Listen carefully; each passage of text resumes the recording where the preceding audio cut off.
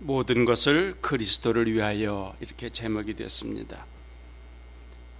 며칠 동안 빌립보서를 차근차근 읽어왔는데 여러분 오후까지 오시겠으면 낮 시간 좀 쉴 때 빌립보서를 다시 읽어보세요. 얼마 안 되니까 잠깐만 읽으시면 돼요. 천천히 한 번씩만.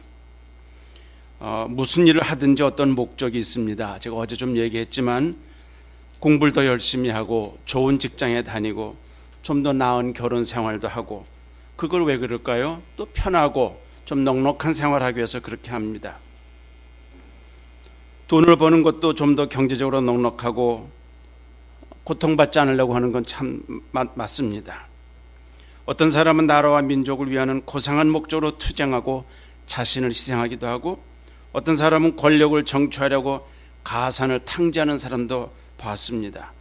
시험에 A학점 받으려고 신앙이 있든 없든 부정행위를 하는 것도 제가 학교에서 많이 봤고요. 특혜 받으려고 서류를 조작하는 것도 봤습니다. 결국 우리는 무엇을 위해서 사는가? 부자 되려고 애쓰는 것이나 유명해지려고 하는 것이 궁극적인 목적은 뭘까? 국회의원이 되고 대통령이 되고 그게 도대체 뭘까? 소위 꿈을 이룬다고 그래요. 미국에서는 아메리칸 드림이라는 걸 합니다. 미국의 꿈을 이루는 게 뭘까? 꿈을 이뤘다는 사람들 보면은 비즈니스에 성공해서 큰 집에 살고 또 여유 있게 시간을 보내는 사람들이 저 사람 아메리칸 드림을 이뤘다 이런 말을 종종 합니다. 옛날 우리 가난했던 시절과 달리 사람들이 많이 배우고 많이 먹고 또 남부럽지 않게 삽니다. 또는 정계에 진출해서 좋은 직위를 갖습니다. 그럼 높은 직위를 갖는 게 인생의 모든 것의 마지막일까? 애들이 많이 말하는 것 중에 뭐라 그러면 So what? 그래서 어땠단 말이에요? So what? 이런 말을 아이들은 참 많이 합니다. 남보다 편하고 신나게 사는 것보다 더 중요한 목적을 발견한다면 삶의 의미가 달라질 것입니다. 오늘 그렇게 정말 귀한 목적을 위해서 인생을 쏟아부었던 사도 바울의 고백을 이 구절에서 볼 수 있습니다. 그는 예수님 만나기 전에 유대 사회에서 잘 나가는 유력자였습니다. 젊으면서 권세도 있고 지식도 대단하고 가문도 좋고 스펙도 좋고 백그라운드가 대단했던 사람인 것이 사도 바울의 과거였습니다. 혈통도 자랑스럽고 학벌, 종교심 대단했던 사람입니다. 이 세상에서 누릴 것이 더 없을 정도로 누려본 사람인데 그것이 목적이 아니었습니다. 오늘 읽은 말씀을 통해서 사도 바울의 간절한 기도와 소원을 생각하면서 우리의 꿈을 새롭게 하면 참 좋겠습니다. 여러분 성경을 펴놓고 구절구절 같이 눈으로 보시면 좋겠어요. 왜 그러냐 하면 들으면 되는데 요한계시록 1장에 보면 이 말씀을 듣고 읽고 그 가운데 기록된 대로 지키는 자는 복이 있다 그랬습니다. 세 가지예요. 듣고 읽고 지킨다는데 혹시 지키지 못하면 듣고 읽기라도 하면 되잖아요. 그죠? 그럼 3분의 2는 되잖아요. 그것도 못하겠으면 듣기라도 잘하면 되잖아요. 여호와가 사랑하는 자에게 잠을 주신다니까 꼭 예배당에서 주는 분이 있어요. 제가 교육 목사 하던 서울에 있을 때 저 뒤에서 맨 뒤에 앉아 있거든요. 그럼 곧 끝자리에 앉은 부인이 하나 있는데 100% 졸아요. 근데 이상하게 헌금 시간은 깨. 졸다가 큰 돈 낼까 봐 그런가 봐요 아마. 그래서 얼마나 조는지 거짓말 아니고 이렇게 보면 졸다가 앞에 여기에 쿵 부딪혀 이렇게 쿵. 장의자니까. 그래서 그 뻘게 이분이 몇 줄을 그러길래 제가 웃으면서 그랬어요. 집사님 일반 교인이신데 다음 주 올 때는 베개 갖다 드릴게요. 그랬더니 민망해가지고 근데 그 뻘걸 정도로. 근데 그분은 아마 사랑하는 자에게 잠을 주신다니까 그때도 주신 줄 알았나 봐요. 여러분 성경 읽을 때 펴놓고 자꾸 눈으로 따라가면서 보면서 어떤 때 소리내서 읽으면 좋겠습니다. 1장 19절 우리 한번 다시 읽습니다. 1장 19절 시작. 이것이 너희 간구와 예수 그리스도의 성령의 도우심으로 내 구원에 이르게 할 줄을 아는 거로. 여기서 구원이란 말은 레스큐 하는 거예요. 구조받는 걸 말합니다. 우리가 말하는 예수 믿고 구원받는 그의 뜻은 좀 아닙니다.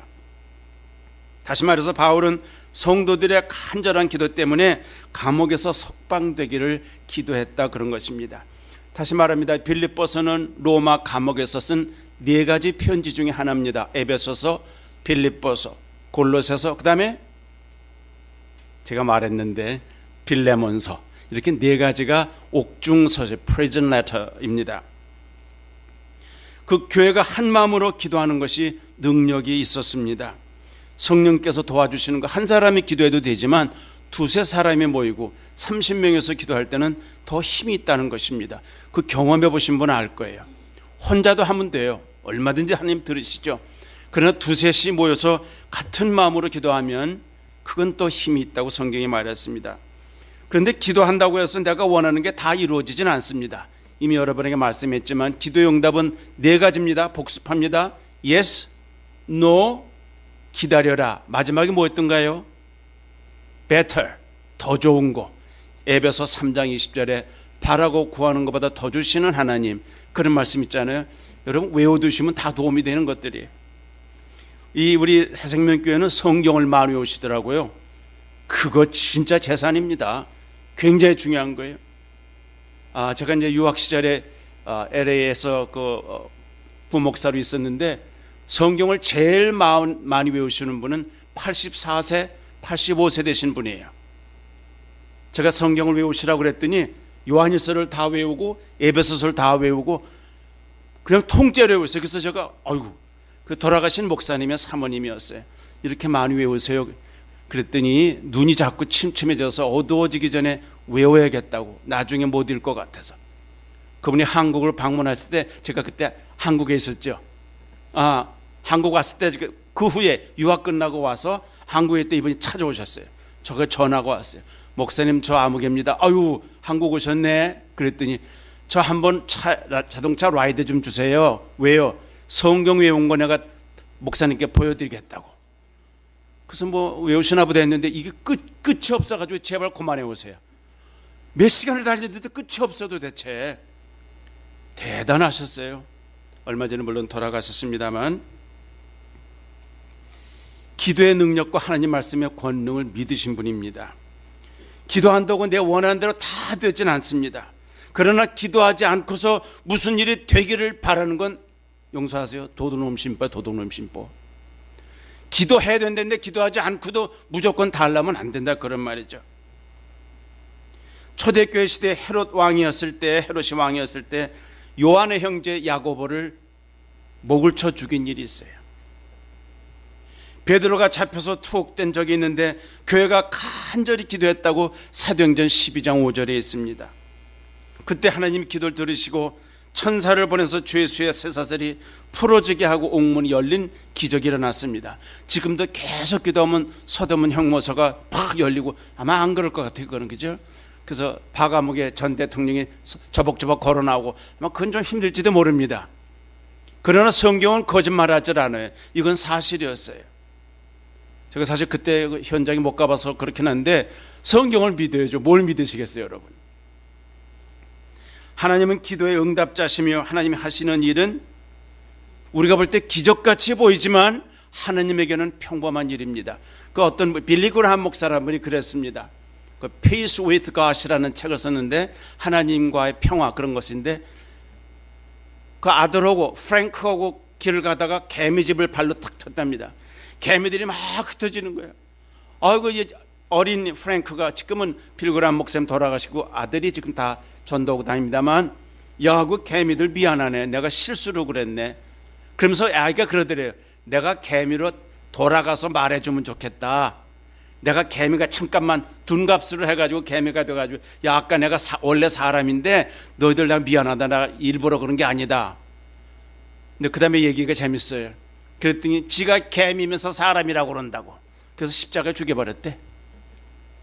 하나님이 사람으로 오셔서 내가 원래 하나님인데 그랬더니 지가 베들레헴 출신의 사람이면서 하나님이라고 그랬다고 십자가에 박혔대요. 그 메시지가 너무 심플한데 이해가 됐어요.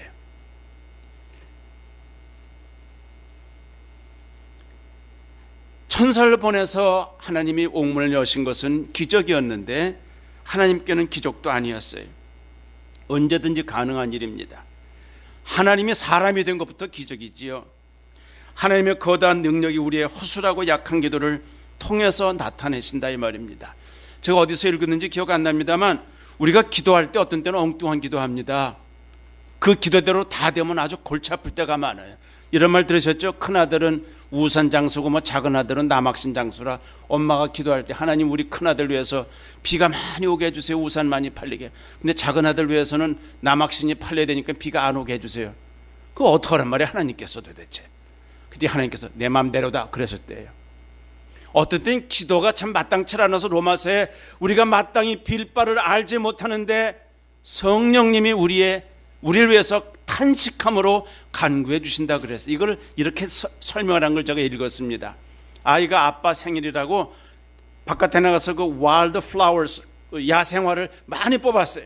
이만큼 나서 엄마한테 엄마 나 이거 아빠한테 선물로 드리려고 그래. 엄마가 보니까 잡초가 많이 꼈어요. 그래서 다 뽑았어요. 이렇게 쓸데없는 거 다 뽑고 예쁘게 만들어서 아빠 갖다 드렸다. 그러면서 그 성경 그 쓴 책이 뭐냐면 우리의 기도 속에는 잡초가 많이 들었다는 거예요.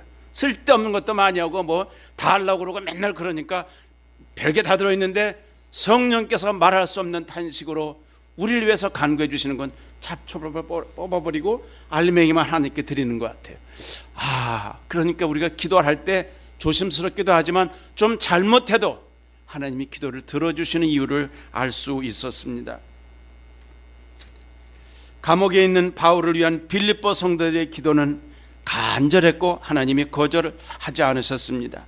성도들이 한 마음으로 간절하게 기도하면 하나님께서 어떻게 하실 것을 알고 있었던 것입니다. 아까 말한 대로 기도한다고 다 원하는 대로 이루어지진 않지만 하나님의 큰 일은 기도를 통해서 이루어집니다. 여러분 제가 첫날부터 몇 번 도전했습니다. 여러분 책상 앞에 기도의 대상이 될 사람들, 특히 여러분이 돕는 선교사들, 그리고 안 믿는 식구들, 친구들 이름을 다 적어놓고 매일 좀 쳐다보고 기도해 보세요. 하나님 어떻게 역사하시는가. 제가 얼마 전 처가 쪽에 친척에 한 분이 돌아가시는데 97세로 돌아가셨어요. 근데 부인 되시는 아주머니가 90세세요. 근데 그 아들이 오래전에 수년 전에 30대 청년이 췌장암으로 먼저 갔기 때문에 하나님께 더 원망이 많았어요. 하나님이 살아계시면 이분은 90세가 될 때까지 CPA로 공인회계사로 일한 분이에요. 대단한 분이죠. 미국 대학을 나오신 분인데 하나님이 정말 사랑하시면 내 제일 잘난 아들놈을 왜 데려갔는가. 그게 맺혀 있었다고 그러세요. 근데 제 마음에는 매일 기도했어요. 하나님 그 아주머니에게 내가 복음을 전할 기회가 있고 예수님 영접하고 믿게 좀 그런 기회 달라고 진짜 매일 기도했어요. 근데 며칠 전에 그 캘리포니아 남부의 얼바인이라는 곳에 그분 댁을 찾아갔습니다. 가서 대화를 하고 식사를 하고 다 끝나고 내 마음속에는 언제 기회가 오나 그러고 있는데 끝나고 가려고 그랬더니 자꾸 들어오라고 그러세요. 우리 내외가 같이 갔는데 들어오더니 저한테 기도 좀 해달래요. 그냥 남은 모르겠지만 가슴에 뭐가 막 이렇게 내려오는 것 같아요. 그냥 막 감격이 오더라고요. 그래서 제가 그분은 잘 기도 못하니까 제가 기도할 때 한번 같이 따라 해보시겠습니까? 예수님 내가 믿겠습니다 고백을 시켰어요. 조심스럽게 끝까지 다 따라 하셨어요. 얼마나 좋은지 몰라요. 제가 그분에서 기도 참 많이 했었거든요. 하루에 몇 번씩 한지 몰라요. 하나님 도와주세요. 하나님 도와주세요. 하나님께 너무 섭섭해 하시는 것 같은데 어머니 돌아가시고 남편 죽고 혼자 남아 아들까지 죽고 근데 예수님을 믿겠다고 고백을 따라하는 걸 보고서 하나님 우리 기도를 버리지 않으시는구나 그런 생각을 했습니다. 여러분 기도가 만능이라고 말할 수는 없습니다. 무턱대고 그냥 소리 지르고 아우성치고 밤새도록 했다고 다 들어주는 건 아닙니다. 잠언 28장 9절에는 하나님 말씀에 순종하지 않으면서 기도만 하는 것을 가증한 기도라고 써 있어요. 말씀에 순종하지 않고 제대로 살지 않으면서 막 기도만 하는 거 그건 잘못된 기도다 그런 뜻이죠. 야고보서 4장에는 요즘에 목사님 야고보 설교하시죠.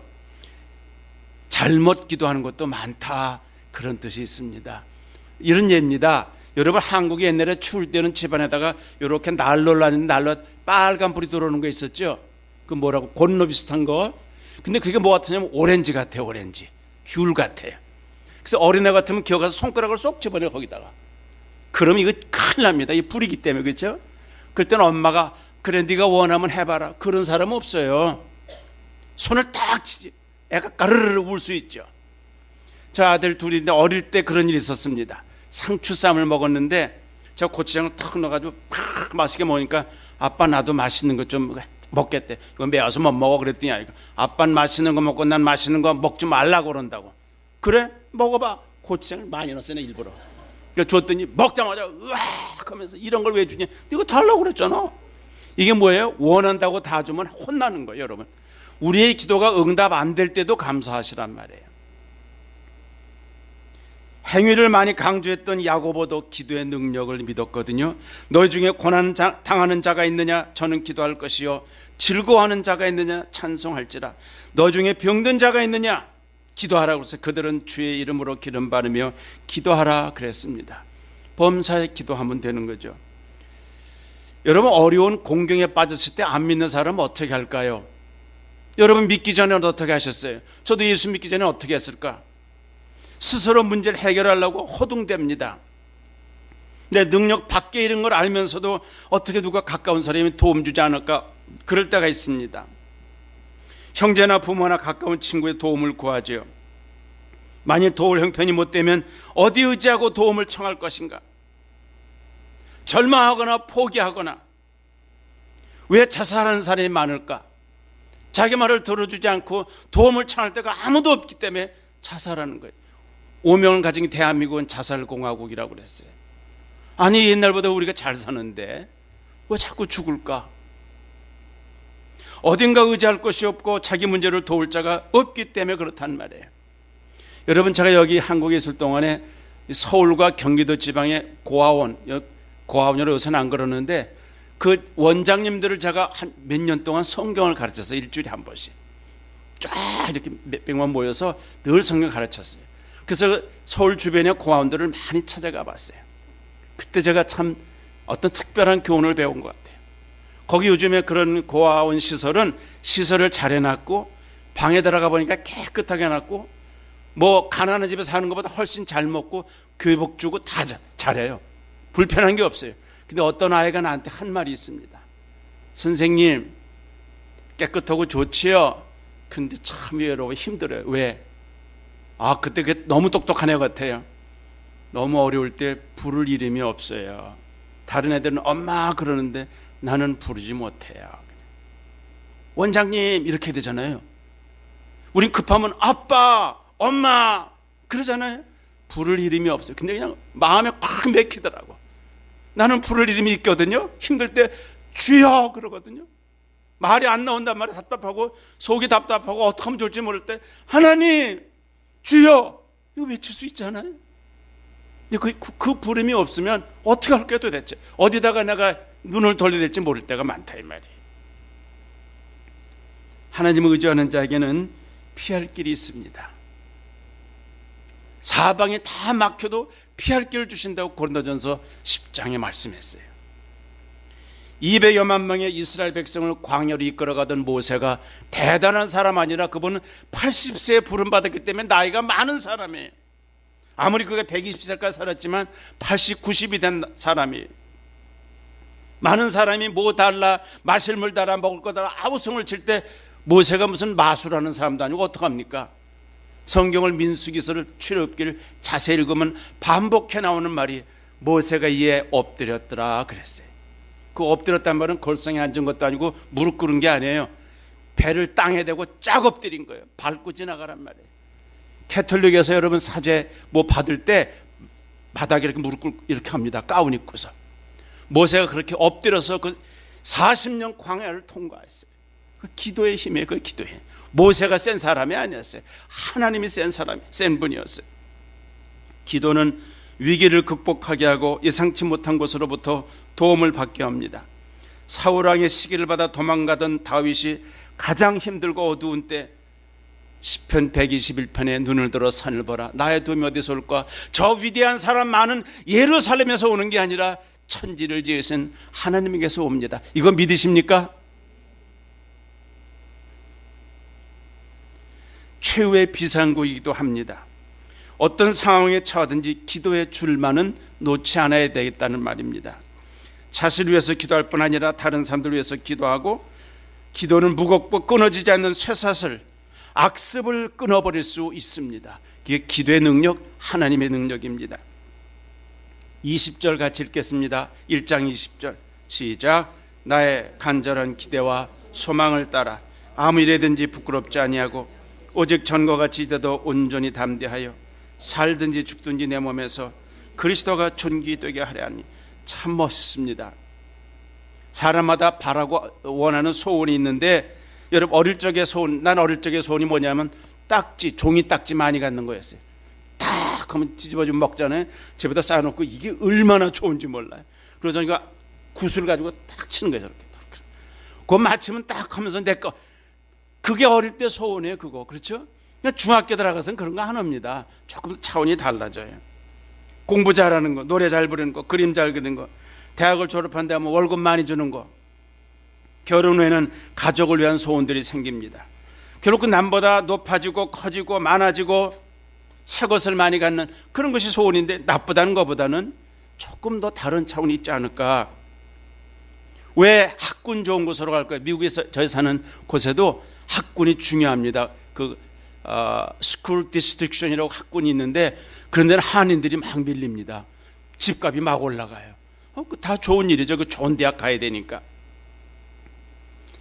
그러나 모두 자신과 가족이라는 좁고 작은 울타리 안에 있는 소원들이 아닌가 생각했습니다. 근데 사도 바울에게는 더 깊은 소원이 있었습니다. 오늘 읽은 말씀에 그렇습니다. 첫 번째로 아무 일에든지 부끄럽지 않기를 기도했다고 그랬어요.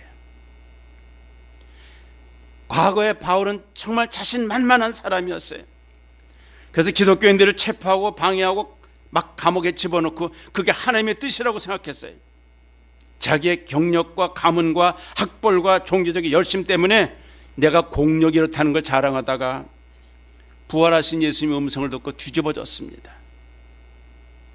그는 바리새인이라는 엄격한 유대교 옷을 입고 있다가 그걸 후를 벗어버리고 십자가에 죽으신, 아까 우리 찬양 너무 아름다운데 십자가에서 피 흘리신 그리스도의 의의 옷을 믿음으로 입었다는 것입니다. 어떻게 해야 부끄럽지 않은 삶을 살까? 간단할 수도 있습니다. 모든 걸 다 집어치고 내가 죄인인 것을 알고 회개하고 예수님 마음에 영접함으로 구원받는 게 모든 것의 기초입니다. 집사, 장로, 권사, 목사, 선교사가 되는 게 목표가 아니에요. 제가 선교를 참 많이 다니다 보니까 엉뚱한 선교사들도 있어요. 교회 가서 많이 설교도 했는데 엉뚱한 목사들도 있어요. 이민교회는 장로 되는 게 일생의 목표처럼 사는 사람도 많아요. 장로 돼서 뭐 한다고요? 당회에 들어와서 소리 지르는 거예요. 어떻게 하면 부끄럽지 않게 살까? 진홍같이 붉은 자가 눈과 같이 어린 양의 털처럼 희게 되어야 수치를 벗는 것입니다. 그리고 매일 빛 가운데 살아야 부끄럽지 않을 수 있겠죠. 숨겨진 죄가 있으면 얼굴은 빙긋빙긋 웃지만 마음에는 어둠이 있는 걸 어떡합니까? 결단과 순종이 꼭 필요합니다. 어느 그 신용조합 여직원이 다른 직원들보다 일찍 출근하고 늦게 퇴근했답니다.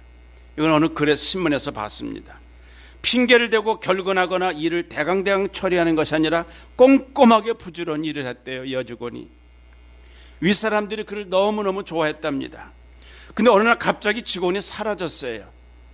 알고 보니까 엄청난 액수의 고객의 예치금을 가지고 도망친 겁니다. 엄청난 돈을 가지고 갔답니다. 얼마 후에 잡히긴 했지만 그 직원은 회사를 위해서 열심히 일한 것처럼 보였지만 실상은 돈 가지고 도망갈 목적으로 일한 것이었습니다. 여러분, 주님을 위해서 섬길 때 그 마음이 깨끗하면 좋겠어요. 순전하고. 이런 말 있죠. 여러분, 여기도 한국에 그런 말 있잖아요. 장로가 되려면 주차장 관리부터 하라. 주차장의 안내자. 저기 강남에 가면 1부, 2부, 3부, 4부, 5부 들이잖아요. 1부에 나오는 장로님은 2부에 나온 사람하고 만날 일이 없어요. 얼굴을 모르니까 투표할 때 안 된대요. 근데 주차장에서 이것만 계속 하루 종일 하면 얼굴 다 팔린다고 그러잖아요. 경쟁이 그렇게 심하다네. 주차장 안내가 이 당회 장로님 뽑을 때 그때 되면 굉장하답니다. 보통 들은 게 아니에요. 여러분 더 아실 것 같아요. 안내하는 게 순수한 동기다가 아니다 이 말이죠. 그죠? 둘째로 바울이 뭘 기도했을까요? 항상 온전히 담대하기를 기도했습니다. 알다시피 여러분, 바울은 체격이 작고 달변도 아니고 몸이 허약하다고 고린도서에 나와 내가 연약한 중에 너에게 전했다. 그리고 몸에 무슨 가시가 있어가지고 하나님 이거 좀 뽑아주세요 그랬더니 하나님이 대답을 안 하시고 내 은혜가 네게 족하다 그만 기도해라 그렇게 말씀하셨다고 그러잖아요. 그래서 여러분, 성경에 자세히 보면 갈라디아서 로마서니 맨 뒤에 가면 바울이 눈이 나빠서 편지를 못 쓰고 대피를 했습니다. 그래서 로마서 쓴 건 더디오라는 사람이 썼어요. 더디오인데 빨리 안 오고 또 그것도 이름이 더디오예요. 로마서 보면 나와요. 그리고 맨 끝에 사인을 하는 거예요. 이렇게. 그러면 약점이 많은 사람이에요. 그 말할 때 좀 떠들었나 봐요. 이렇게 했나 봐요 아마. 말도 신통치 않았다고 스스로 말했습니다. 근데 그가 뭐라냐면 내가 부득불 자랑한다면 예수 안에서 약한 걸 자랑한다 그랬어요. 대단한 걸 자랑할 게 많은데 하나도 자랑 안 하고 내가 약하기 때문에 하나님밖에 의지할 데가 없다 그러는 거예요. 근데 바울은 대단한 사람입니다. 제가 터키를 방문해 갔을 때 선교사가 안내하는데 어느 곳에 가더니 여기가 뭔지 생각해 보래요. 뭘까? 바울이 전도하다가 동네 사람이 막 돌을 치고 그래가지고 피투성이로 죽었어요. 죽었다고 시체를 번진 곳이 있습니다. 르수다라로 기억하는데 던져버렸어요. 저 골짜기에다가. 에이, 죽은 시체는 여기다 버리자고. 근데 사도행전 보니까 14장에 죽은 줄 알았던 사람이 피투성이 된 사람이 일어나가지고 예루살렘에 다시 갔답니다. 이거 보통 용감한 게 아니에요. 제자들이 옆에 있다가 바울 주변에 있다가 죽은 줄 알고 죽음의 문턱까지 갔다가 일어난 사람이 바울이었다 하는 것입니다. 그는 남자답게 강건하고 사자같이 담대했습니다. 그의 배경에 살아가신 주님이 계시기 때문에 그랬던 것입니다. 저는 어릴 때 초등학교 때 키가 너무 작아서 1번이었다니까요. 1번. 1번의 서름이 뭔지 아세요? 앞에 나란히 할 때 손을 못 드는 거예요. 맨 앞에 내가 서 있으면 너는 손 내려 그래. 앞에 나란히 손 내려. 그래서 맨날 앞에 나란히 바로가 똑같아 이렇게. 그래서 뒤로 가면 선생님이 꼭 앞으로 돌려보내. 앞으로 가라고. 그래서 전 키 큰 사람이 제일 싫었어. 하여튼간. 언젠가 동네 아이한테 내가 되게 맞았어요. 맞아가지고 또 맞으면 또 어제 말한 것처럼 엄살 100단이거든. 내가 엄살. 죽는다고 집에 들어오니까 아버지가 그걸 보셨어요. 호랑이 아버지가. 누가 그랬어? 그래서 조건 내 편 쟤예요. 이름도 지금 기억한다니까요. 그가 쫓아가서 그냥 된통 난리를 쳤어요. 하여튼간. 그 다음부터 제가 어깨에 힘이 확 들어갔어요. 쟤 건드리면 때 만난다. 저 뒤에 호랑이가 있다. 그래서 키가 작으니까 어깨를 탁 펴고 다녀가지고 이러고. 예수 믿는 사람 뒤에 누가 있을까요? 배경이 나의 하나님이 계세요. 나의 하나님이 피난처요 도움이요 산성이 되신다. Fortress, 큰 성과 같다 그랬어요. 바울이 약하지만 그의 배경에 그를 사랑하시는 주님 하나님이 계시기 때문에 이렇게 담대했어요. 그걸 기도하고 있습니다. 하나님 백성으로 절대로 비굴해지지 말자는 거예요. 세상에 속한 어떤 것들을 붙잡으려고 잠시라도 하나님의 손을 놓지 말자는 것입니다. 여러분, 복잡한 놀이공원에서 솜사탕 안에 먹으려고 왔다 갔다 하다 엄마 손을 놓쳐가지고 미아가 된 애들이 얼마나 많은지 몰라요. 시시한 거 얻으려고 가장 귀한 걸 놓치지 말란 말입니다. 바울은 절망하지 않을 수 있는 용기도 있었습니다. 아이의 등 뒤에 아빠가 있으면 아이는 용감합니다. 강아지도 제 애미가 있으면 이 조그만 강아지가 팍팍 짖습니다. 혼자 있으면 그냥 꽁무니 빼고 도망가요. 여러분, 배경이 누구냐 이 말이에요. 우리 집 가면 그거 무너져요. 우리 집 아버지가 체벌 그거 요새 보니까 별거 아니더라고요. 우리에게는 전능하시고 사랑하시는 하나님 아버지가 계십니다. 그러니까 담대할 수 있다는 거예요. 바울이 그걸 기도했어요.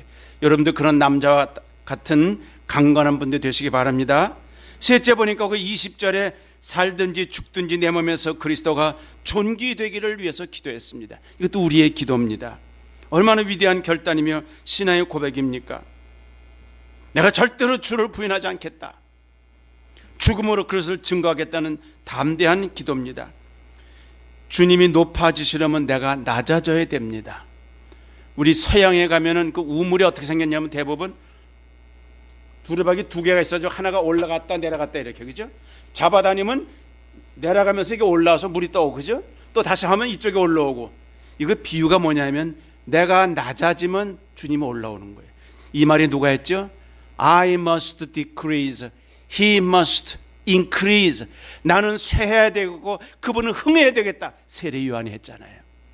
내가 낮아져야 주님이 높아지지. 근데 우린 종종 그럽니다. 주님 높아지세요. 나도 덩달아 높아지게. 이렇게 생각한다고. 그건 아니에요. 이게 교만이에요. 찬송가에도 세상 권하는 간 곳 없고 구속한 조만 보이도다. 참 그 찬송 부를 때마다 세상과 나도 나오고 주님도 나오고 같이 좀 이렇게 딱 짠 하고 등장하면 되겠는데 여긴 그게 아니에요. 세상과 나는 간 곳이 없고 구속한 주님만 보인다 그랬습니다. 여기 성경에서 살든지 죽든지 내 몸에서 그리스도가 존귀에 되게 해서 여러분 낮춘다는 말은 비굴해진다는 말이 아닙니다. 평생 말단직원으로 기뻐해라 만족해라 그런 뜻이 아닙니다. 아무도 도울 수 없는 가난뱅이로 살라는 뜻이 아닙니다. 사회에서 직위가 높자든지 많이 배우고 많이 가졌든지 주를 위해서 자신을 낮추는 걸 말합니다. 신앙적으로는 장교가 돼야 돼요. 이 말을 꼭 하고 싶었는데 제가 평신도에 있으면서 군인 전도를 장 목사님하고 종종 많이 다녔어요. 젊을 때 다 신학도 하기 전에 제가 경기도 포천이라는 곳에 갔던 것이 평생 잊어지지 않았습니다. 밴 가지고 선교부에 있었는데 거기 옆에 장로님이 운전해 주시고 나는 가서 설교하는 사람이에요. 평신도의 집사예요. 강원도 어디 가서 이제 가기 전에 그때가 가을이었습니다. 일기예보가 뭐가 나왔냐면 내일서부터 비가 옵니다. 그 일기예보 나왔어요. 옛날엔 뭐 이렇게 그리면서 그린 통보관이 있었어요. 이렇게 화살표 그리면서 이런 사람. 그래서 가다가 장로님 보고 어휴 바쁘네요. 문 다 열어놓고 그 볕단을 다 집어넣는 거 이렇게 걷다가 비 안 맞게 하는 것 같아요. 그래서 아침에 갔다가 5번인가 4-5번 설교하고 밤에 늦게 그 길을 돌아오는데 횃불을 켜놓고 여전히 또 막 분주하더라고요. 야 이거 뭐 바쁘네. 애들도 나오고 어른도 나오고 심지어 강아지도 왔다 갔다 하는데 바쁘긴 되게 바빴나 봐요. 비가 내려온다니까. 그래서 장로님 우리 한번 가서 가까이 가서 볼까요? 도로에 차를 세우고 앞에 가서 이렇게 봤는데 진짜 저까지 저 안쪽이 들여다 보이는데 막 왔다 갔다 온 식구가 난리예요. 그 순간 하나님께서 저에게 마음속으로 이런 말 했어요. 내가 너에게 전도할 수 있는 기회를 준 이유가 뭔 줄 아니? 네가 신학이나 했냐? 네가 박사냐? 네가 똑똑하냐? 잘났냐? 뭐가 잘났냐? 그런데 내가 너에게 전도할 기회를 주는 것은 너무 손이 모자라서 내가 쓰는 거다. 너를 너무 할 사람들이 부족해서 쓰는 건데 좀 좋은 사람 나오면 너 안 쓸 거야. 그런 마음이 드는 거예요. 내가 뭐 신학도 한 일이 없고 별로 대단치 않은데 내가 너에게 전도할 기회를 자꾸 주는 이유는 감당을 못하게 해서 갑자기 왜 일어나. 그냥 눈물이 펑펑 쏟아져서 그냥 어색하게 차 안에 들어왔더니 장로님이 울고 계시더라고요. 왜 울어요 장로님? 그랬더니 왜 울어요? 서로 왜 울어요? 그래. 똑같으면 그분은 초등학교 나오신 분이에요. 너무 성실한 장로님이에요. 영어를 잘 못하세요. 그래서 다지라는 자동차 있죠. D-O-D-G 다지. 그걸 도둑에 이렇게 읽어요. 영어를 배운 일 없으니까. 너무 성실한 분이에요. 둘이 차 안에서 실컷 울었어요. 하나님 나를 쓰신다는데 나 그만 쓰겠다 그러시면 어떡하나. 아마 죽을 때까지 이거 못 잊어버릴 거예요. 정말 하나님 날 더 낮추시는구나. 그러니까 그러고 한참 후에 신학대학원 가고 그렇게 공부를 했습니다. 그 마음의 자세를 말하는 것입니다. 아들이나 딸이 불량배가 되거나 마약 중독되면 제일 가슴 아픈 게 부모들입니다. 부모가 뭘 가르쳤게 애들이 저꼴이야? 라고 할 거 있잖아요. 우리 예수 믿는 사람이 조금 잘못 살면 도대체 예수 믿는 예수쟁이들은 뭐 하는 거야 도대체. 제가 모친에게 예수 믿게 할 때 13년이 걸렸다고 말씀했어요. 참 제일 어렵게 뭐냐 하면 어머니 우리 같이 교회 갑시다. 엄마 예수 믿으세요. 그러면 난 안 믿는다. 그리고 이제 줄줄이 말씀하는 거예요. 저 앞에 있는 사람이 교회 집사란다. 거짓말쟁이다 저 사람.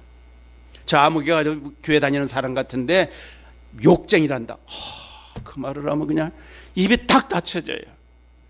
아니 전도도 하지 말고 욕도 좀 그만하고 거짓말도 좀 그만했으면 좋겠어요. 전도하라고 말 안 해도 되니까. 그때 마음에 참 아픔이 많았습니다.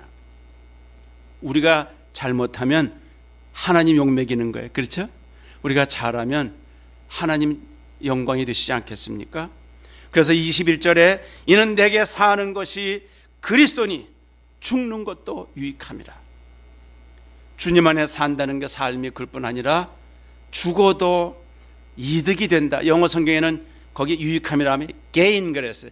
To die is gain. 소득이란 말이에요. 이해가 아직도 잘 안 됩니다. 여러분이 잘 외우시는 구절 한번 보겠습니다. 마음으로 따라해 보세요. 갈라디아서 2장 20절. 내가 그리스도와 함께 십자가에 못 박혔나니 그런 적이 이제는 내가 산 것이 아니요 오직 내 안에 그리스도께서 사신 것이라. 이제 내가 육체 가운데 사는 것은 나를 사랑하사 나를 위하여 자기 몸을 버리시는 하나님의 아들을 믿는 믿음 안에 사는 것이라 그랬습니다. 예수를 실제로 믿는 사람은 옛사람이 철저하게 죽은 사람입니다. 더 이상 내가 내 삶의 주인이 아니다 이 말이에요. 무슨 계획을 하든지 머리만 쓰는 게 아니라 가슴으로 하나님 의지하는 거. 어떻게 할까요? 이 비즈니스 괜찮을까요? 이리 가는 게 좋을까요? 하나님이 그 제일 좋아하십니까? 어떤 것입니까? 예전에 한국에 집에 가면 명패, 문패가 있어요. 문패로 조그맣게 이름을 썼습니다. 저희 아버지 이름이 써 있었죠. 그러면 그 집의 주인이란 뜻입니다. 예수 믿으면 문패를 바꾸는 거예요. 내 이름을 띄워버리고 다 여기다 예수님 이름을 다는 거예요. 누가 봐도 저 사람이 주인이다. 거기에 내 이름이 있으면 내가 주인이지만 예수님이라고 써붙인다면 그분이 주인인가 보다 하는 것입니다. 왜 예수 믿고 오래됐고 신앙이 확신도 있는데 힘드냐 하면 아직도 문패를 바꾸지 않아서 그렇다는 거예요. 여기 말씀에서 평안과 기쁨을 누리고 사는 건 이해하지만 죽음이 유익이 될 수 있을까? 모든 게 다 끝나고 잃어버리는 거 아닌가? 불신앙자에겐 그렇습니다. 그 붙잡고 있던 이 세상의 모든 걸 놓기 때문에, 세상을 떠나서 다 놔야 되기 때문에, 여러분 이런 말 들었죠? 거지도 죽을 때 다 못 쓰고 죽는데 남기는 게 있대요. 저 미국의 캘리포니아 가면 홈레스, 거긴 거지란 말 안 씁니다. 홈레스라고 그래요. 노숙자 비슷한데 굉장히 많아요. 텐트 쳐놓으요, 텐트. 거기도 또 경쟁입니다. 땅 가지고 경쟁을 해요, 서로. 그 종종 죽죠. 살림 다 남겨놓고 간다니까요. 성도는 이 세상을 떠날 때 비로소 아름답고 풍성한 영생의 길을 가게 됩니다.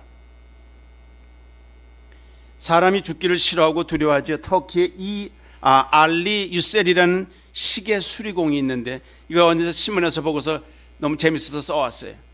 자기가 죽으면서 특별한 묘지를 주문했습니다.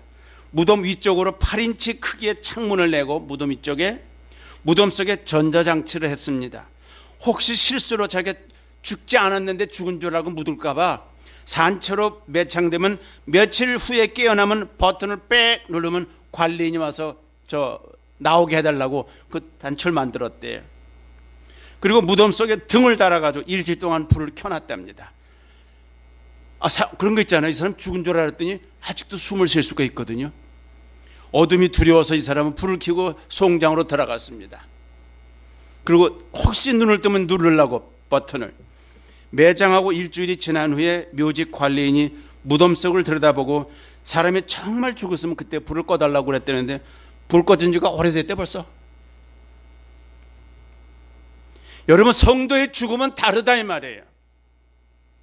사도 요한은 요한계시록 14장에 주 안에서 죽는 자는 복되다 그랬어요. 죽는 게 복이 되답니다. 이게 있을 수가 있어요? 죽는 게 복이 돼요. 제가 저희 부친이 돌아가셨을 때 제가 시애틀에 와 있었어요. 선교 무슨 일 때문에. 형님이 전화가 왔어요. 예, 아버지 돌아가셨다. 놀라가지고 호텔방에 있다가 빨리 가야 되겠더니 오지마, 괜찮아, 내가 처리할게, 내가 다 정리할게. 제가 둘째 아들이니까 형님이 전화가 왔어요. 그래서 혼자서 방에서 울기도 하고 그랬습니다. 나중에 와서 이제 아버님이 어떻게 돌아가셨나 그게 참 궁금했어요. 절빛 들었는데, 동생을 통해 들었는데 아버님이 나중에 예수 믿으시고 부부가 손잡고 예배당을 잘 다니셨거든요. 돌아가실 때 얼마나 얼굴이 깨끗한지 동네 사람이 다 구경으로 왔대. 그리고 어떤 사람이 그러더래요. 진짜 천국 갔나 보네 그러더래요. 이거 얼마나 감사한지 모르겠어요. 제가 직접 보지 않고 들었기 때문에 그러긴 한데, 예수 믿는 사람의 죽음은 헛되지 않다는 것입니다. 사도 바울이 이렇게 말했습니다. 우리가 살아도 주를 위하여 살고 죽어도 주를 위하여 죽나니 그러므로 따라해 보세요. 우리가 사나 죽으나 주의 것이로다. 이것을 여러분 신앙 고백하면 좋겠습니다. 22절부터 24절을 같이 또 한 번 읽습니다. 마지막 부분 시작. 그러나 만일 육신으로 사는 이것이 내일의 열매일진데 무엇을 가르는지 나는 알지 못하노라. 내가 그 두 사이에 끼었으니 떠나서 그리스도와 함께 있을 욕망을 가진 이것이 더욱 좋으나 그러나 내가 육신에 거하는 것이 너를 위하여 더 유익하리라. 여러분 번역이 개정개혁이 있고 개혁성경이라 조금 한두 마디 다른데 내용은 똑같습니다. 이 구절을 번역하면 이렇습니다. 그러나 육신을 입고 살아가는 것이 나에게 보람된 일이라면 내가 어느 쪽을 택해야 될지 모르겠다. 죽음과 삶 두 사이에 끼어 있다. 내가 원하는 것은 이 세상을 떠나서 너무 고통이 많은 세상을 떠나서 주님과 함께 있으면 훨씬 좋겠지만 그러나 내가 살아있어야 여러분에게 혹시 득이 될까 봐 내가 살다 그랬어요. 이게 뭘까요? 삶의 목적이 분명하다는 것입니다. 너무 많은 고생을 했고 너무 많은 핍박을 받아서 그냥 그만 죽고 천국 가면 좋겠다 그랬습니다. 마치 사업에 실패했거나 암 선고를 받고 좌절하여 죽고 싶은 심정이지만 한편 복음을 전하며 이 땅에 사는 것도 보람과 의미가 있기 때문에 어느 쪽을 택해야 될지 모르겠다 그런 뜻과 같습니다. 여러분 천국 가고 싶은 일 있으십니까? 그러면 대부분 아멘합니다. 근데 그 다음에 오늘 가시겠습니다 그러면 다 침묵이야. 오늘은 아니고요. 한참 있다가. 진짜 좋으면 왜 오래오래. 여러분 미국이나 캐나다나 호주에 이민 가는 사람이 자꾸 느려지는 거 좋아해요? 하루라도 빨라지면 좋아할 텐데. 미국과 캐나다 호주보다 훨씬 이곳이 천국이라면. 한국의 성북동의 어느 그 부흥사가 아파가지고요 병원에 누워가지고 한약을 한 달에 한 200만 원어치 먹었대. 한약을. 그 친구 부흥사 가서 그랬다며. 여보게 자넨 천국 가라고 설교하면서 왜 안 가려고 그렇게 버티나? 그렇잖아요. 한 달에 막 몇백만 원씩 약을 먹으면서. 그랬더니 그분들이 말 못하겠어요? 내가 있어야 딴 사람 보내지. 또 그랬대네. 말은 됩니다. 안 간다는 말을 못하고. 그죠? 천국에는 눈물과 슬픔과 질병과 이별이 없다고 성경이 말하는데 그 좋은 천국이라면 왜 아무도 가려고 서두르지 않을까? 여기서 우리의 성도들에게 주는 메시지가 있습니다. 여기서 반드시 할 일이 있다는 거예요. 내가 복음을 전하는 일 위해서는 내 생명을 조금도 아끼지 않겠다고 하는 그 사도행전의 바울의 고백처럼 이 땅에 특별한 이유가 있습니다. 반드시 내가 해야 될 일이 있다는 거예요. 그걸 발견하는 사람은 절망하지 않습니다. 더 많은 사람에게 내가 알고 있고 내가 사랑하는 것 그걸 전하고 싶은 거예요. 여러분 식당 가서 좋은 식당만 되면 거기 맛있대, 금액도 아주 착하대, 반찬이 기가 막히대 소개하잖아요. 영화를 본 다음에 누가 와서 목사님 그 영화 볼만해요. 목사들도 볼만하고 너무 멋있어요. 그럼 또 우리 내외가 찾아가요. 정말 좋고 아름다운 것은 소개하잖아요. 근데 그보다 더 좋은 예수 그리스도의 복음을 위해서는 왜 묵묵부답이냐 말이에요. 왜 꿀먹은 벙어리냐 이 말이에요. 그것도 참 신기하지 않아요? 정말 좋다면, 예수 그리스도의 복음이 너무너무 귀하다면, 내가 정말 죽어도 유익이 된다는 것이라면 왜 말을 안 하고 1년 내내 사는가 이 말이에요. 제가 말을 못해서요. 그런 사람이 더 말 잘하대. 급하면 남자는 의시되는 그런 기분으로서 여자는 수다 떠는 의미로 산다면서요. 복음을 좀 나눌 수 있는 것, 그것이 바울에게도 내가 그래서 여기서 머문다 그랬습니다. 빌립보 교회 성도들을 생각하며 기도했던 바울처럼 하나님 우리를 이 땅에 두게 하신 이유를 알 수 있습니다. 마지막 25, 26절 읽겠습니다. 내가 살 것과 너희 믿음의 진보와 기쁨을 위하여 너희 무리와 함께 거할 것을 확실히 아노니 내가 다시 너희와 함께 있으므로 그리스도 예수 안에서 너희 사랑이 나를 인하여 풍성하게 되게 하랍니다. 많은 고난을 받으면서도 왜 이 땅에 바울이 살아야 하는가 이유를 분명히 알았습니다. 성도들의 믿음이 성장하고 주 안에서 기쁨을 누리도록 하기 위한 것이었습니다.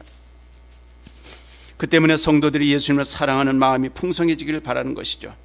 자신을 위한 것뿐 아니라 다른 사람을 위해서 살아갔다 하는 것입니다. 여러분 매 순간 주님이 우리와 동행하신다는 것 중요한 이야기 제가 오래전에 여러분 대부분 아는 이야기인데 한 번 더 하겠습니다. 어느 책을 번역하다가 제가 읽으면서 울컥했던 그런 얘기입니다. 어느 성도가 너무 힘들었대요. 살기가 되는 것도 없고 너무 어려워서 엎드려서 기도하는 거예요, 매일. 근데 어느 날은 너무 고통스러워 기도하다가 깜빡 잠이 들어서 꿈을 꿨답니다.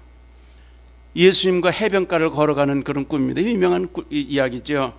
보니까 뒤에 발자국이, 두 사람 발자국이 저벅저벅 나는 거예요. 이렇게 두 사람 발자국이. 아유, 예수님이 날 동행해 주시는구나. 한참 가다가 보니까 갑자기 발자국이 하나가 되대. 한 사람 발자국이라. 아유, 예수님이 드디어 나를 버리셨구나. 나를 떠나셨나 보다. 그때 내가 죽을 뻔했는데 하여튼 그래서 내가 더 힘들었구나. 그 절망하려고 그럴 때 예수님께서 그러시더래요. 네가 너무 힘들어하길래 내가 업고 가는 길이다 그랬대요. 그 말 들을 때 목이 콱 매더라고요. 같이 가주시다가 너무 힘들면 예수님이 업고 가신대요.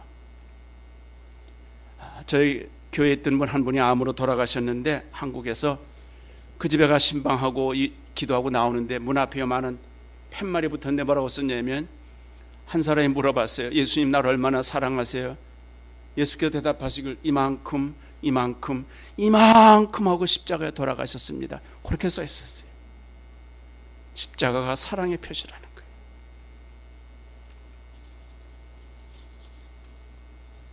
우리가 살든지 죽든지 먹든지 마시든지 이것이 그리스도를 위해 할 수 있다면 그의 삶은 참으로 복됩니다. 너무 힘들 때는 예수님이 떠나신 것처럼 느끼면, 나를 버리셨나? 나에 관심이 없으신가? 아니에요. 확실히 믿으세요. 그분이 우리를 업고 가십니다. 기도하겠습니다.